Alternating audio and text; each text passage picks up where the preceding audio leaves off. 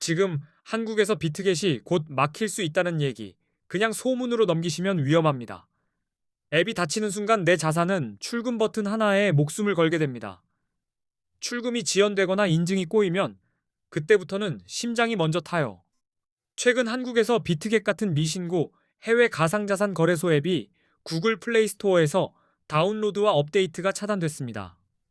동시에 금융당국 압박으로 접속 제한도 진행되는 분위기라 멀쩡하던 문이 조금씩 좁아지고 있습니다. 특히 무서운 포인트가 하나 더 있습니다.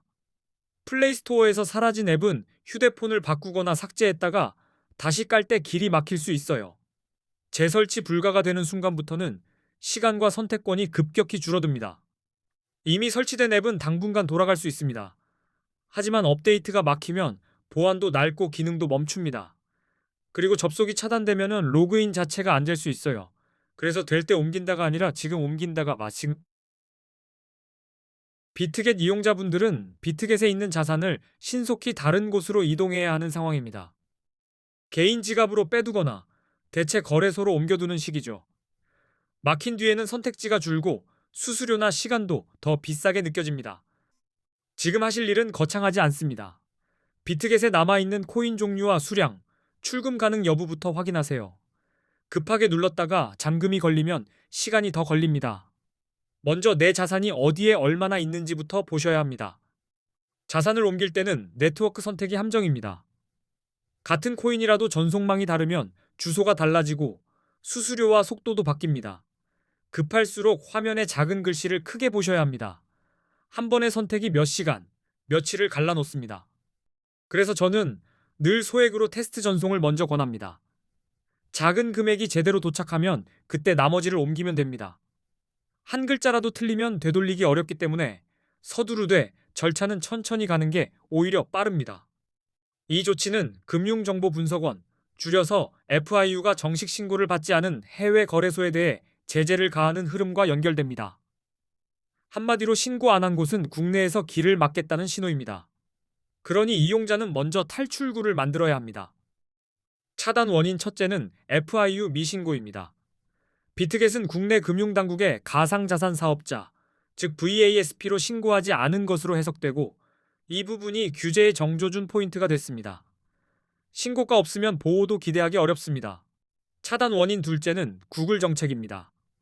구글이 한국금융당국 요청에 따라 미신고 해외 거래소 앱을 플레이스토어에서 퇴출시키는 결정을 내리면서 설치와 업데이트 통로가 한 번에 끊긴 겁니다. 새로 깔려고 해도 고치려고 해도 길이 없습니다. 여기에 세금 이슈도 배경으로 거론됩니다. 국내 거래소는 앞으로 세금 부과 흐름이 잡힐 텐데 해외 거래소는 부과가 상대적으로 어렵습니다. 그래서 당국이 더 강한 조치로 밀어붙인 그림이죠. 시장은 그 신호에 먼저 반응합니다. 기존 이용자분들은 아직 되니까 괜찮다가 아니라 될 때 빼야 한다가 정답입니다. 가장 안전한 건 개인 지갑으로 출금해 두는 겁니다. 거래소가 막히면 같이 잠기지만 지갑은 내가 열쇠를 쥡니다. 내 손에 있어야 잠을 잡니다. 개인 지갑으로 뺄 때도 같은 원리입니다. 주소는 복사해서 붙여넣고 마지막 네 자리까지 눈으로 재확인하세요. 수수료가 아까워도 실수 비용은 그보다 훨씬 큽니다. 확인이 곧 수익입니다. 지갑으로 옮겨두면 선택권이 생깁니다. 접속이 막혀도 내 자산은 내 지갑에 있으니 상황이 안정될 때 원하는 거래소로 천천히 옮길 수 있어요. 급박한 장에서 가장 비싼 건 시간입니다. 시간을 사두는 느낌으로 빼두세요. 출금할 때는 보안 설정도 같이 점검하세요. 이중인증이 꺼져 있거나 주소 등록이 정리 안 돼 있으면 급한 날에 더 늦어집니다. 평소에는 귀찮아도 막상 막히면 그 몇 분이 몇 시간으로 불어납니다. 일부는 앱을 삭제한 뒤 VPN 같은 우회로 접속을 시도하기도 합니다. 다만 우회는 편의가 아니라 리스크를 동반합니다. 보안 문제나 법적 문제를 감수해야 할 수 있어서 안전한 해결책이라고 보긴 어렵습니다. 급하면 할수록 실수가 커집니다. 신규 이용자분들은 더 막막합니다. 플레이스토어에서 앱 설치가 안 되고 웹사이트 접속도 제한될 수 있습니다. 시작하려는 순간 입구가 막히는 셈이라 굳이 불안한 길로 들어갈 필요가 없습니다. 안정적인 환경부터 고르는 게 먼저입니다. 국내 거래소로 옮기는 방법도 떠올리실 텐데 선물 기준으로는 불리합니다. 국내 거래소는 레버리지가 불가능하고 수수료도 높게 느껴질 수 있으며 추후 세금까지 붙을 가능성이 있습니다. 단타를 하려면 날개가 묶인 느낌이 들 수 있어요. 선물 거래를 할 분들이 해외 대안을 찾는 이유도 여기 있습니다. 레버리지를 쓰려면 환경이 필요하고 거래상과 유동성이 풍부해야 체결이 미끄럽지 않습니다.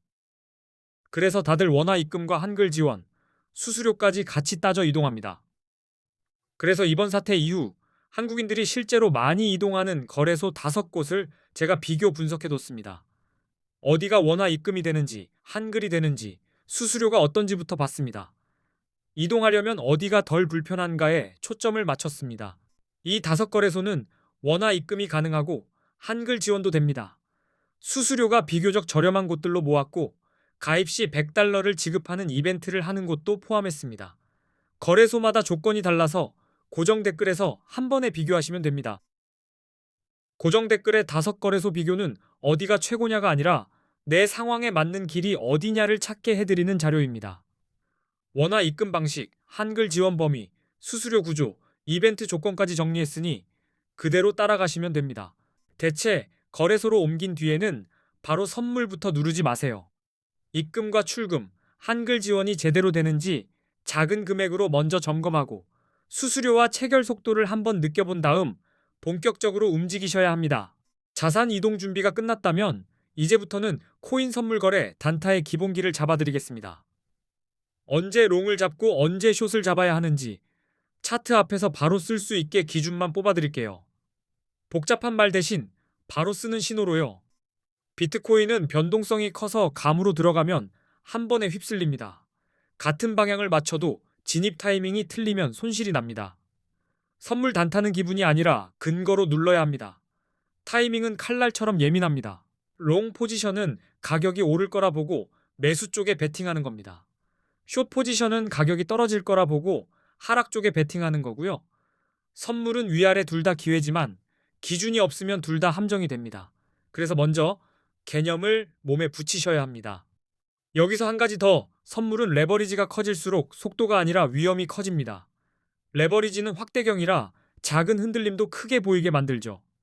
방향을 맞춰도 흔들림에 청산이 나면 끝입니다. 그래서 레버리지는 욕심이 아니라 도구입니다. 단타에서 진짜 실력은 진입이 아니라 정리입니다. 롱이든 숏이든 들어가기 전에 어디까지 틀리면 나간다를 먼저 정해두세요. 손절 기준이 없으면 작은 파도가 큰 침몰로 변합니다. 기준은 차트보다 먼저입니다. 롱을 노릴 때 가장 먼저 보는 신호는 상승 추세입니다. 고점이 점점 높아지고 조정이 와도 저점이 무너지지 않으면 시장이 위로 계단을 쌓는 중일 수 있습니다. 그때는 눌림이 기회가 되기도 합니다. 추세가 살아있느냐가 1번입니다. 롱이든 숏이든 가장 흔한 실수는 쫓아가기입니다. 촛불이 길게 솟을 때 뛰어들면 그 순간이 꼭 꼭대기인 경우가 많아요. 신호가 나왔더라도 한 박자 쉬고 눌림이나 되돌림에서 들어가는 습관이 필요합니다. 기술적 분석에서 흔히 말하는 골든 크로스도 참고합니다. 50일 이동평균선이 150일 이동평균선을 위로 돌파하면 흐름이 상승으로 기울었다고 해석하는 경우가 많습니다. 단 교차만 보고 뛰지 말고 가격 구조와 함께 확인하셔야 합니다. 거래량은 추세의 진짜 힘을 보여줍니다. 가격이 오를 때 거래량도 함께 늘면 사람이 붙는 상승일 가능성이 커지고 상승 신뢰도가 올라갑니다. 반대로 거래량이 따라오지 않으면 위로 올랐다가도 쉽게 미끄러질 수 있습니다. 뉴스 체크는 선택이 아니라 필수입니다. 규제 완화, 대형 기관 투자자 진입, ETF 승인 같은 긍정 재료는 비트코인 가격을 밀어 올릴 수 있습니다.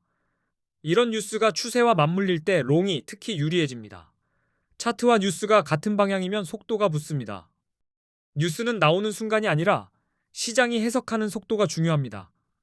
호재가 떠도 차트가 이미 올라 있었다면 되려 재료 소진이 될 수 있어요. 그래서 뉴스는 단독이 아니라 추세와 거래량과 함께 맞춰 읽어야 합니다. 숏은 하락 추세에서 빛을 봅니다. 가격이 계속 낮아지고 특히 저점이 계속 낮아지는 패턴이 나오면 시장이 아래로 미끄러지는 중일 수 있습니다. 그럴 땐 숏 포지션이 더 편한 선택이 됩니다. 반등에 속지 않고 구조를 보셔야 합니다. 데드 크로스도 하락 신호로 자주 씁니다. 50일 이동평균선이 150일 이동평균선 아래로 내려가면 중장기 흐름이 약해졌다고 보고 숏 관점이 강해질 수 있습니다. 여기서도 마찬가지로 교차 뒤 되돌림 실패가 보이면 신뢰도가 커집니다. 거래량이 줄어드는 흐름도 경계 신호가 됩니다. 가격이 오르는데 거래량이 감소하면 상승이 힘을 잃고 있다는 뜻일 수 있어요.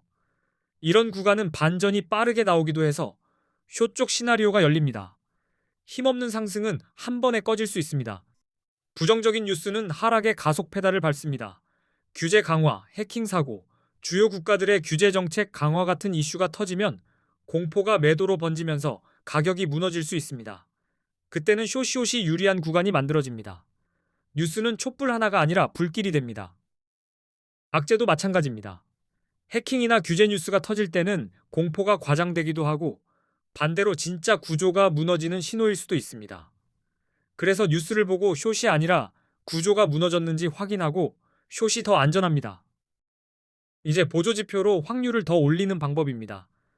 비트코인 시장에서는 기술적 분석이 특히 중요해서 지표를 알면 시장의 과열과 무기력을 더 빨리 감지할 수 있습니다.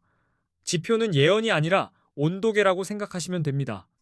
대표 지표가 RSI, MACD, 볼린저 밴드입니다. RSI는 과매수와 과매도, MACD는 모멘텀 변화, 볼린저 밴드는 변동성 범위를 보여줍니다. 세 가지를 같이 보면 판단이 선명해집니다. 한눈으로는 안 보이는 것들이 보입니다. RSI가 70 이상이면 과매수로 해석해 숏을 고려할 수 있고 30 이하이면 과매도로 해석해 롱이 유리할 수 있습니다.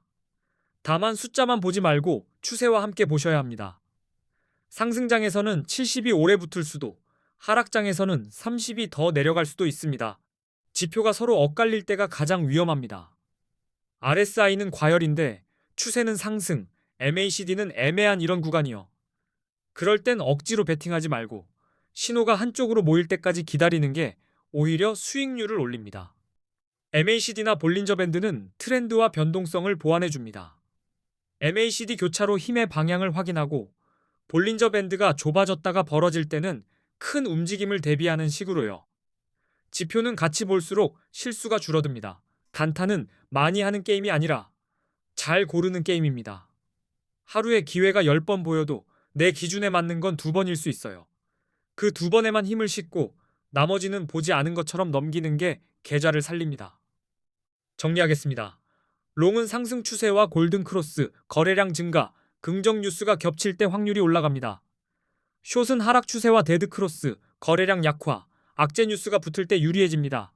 근거가 겹치는 순간만 노리세요. 그리고 오늘 영상에서 가장 급한 건 비트겟 자산입니다. 업데이트가 끊기고 접속이 막히기 전에 옮기셔야 합니다.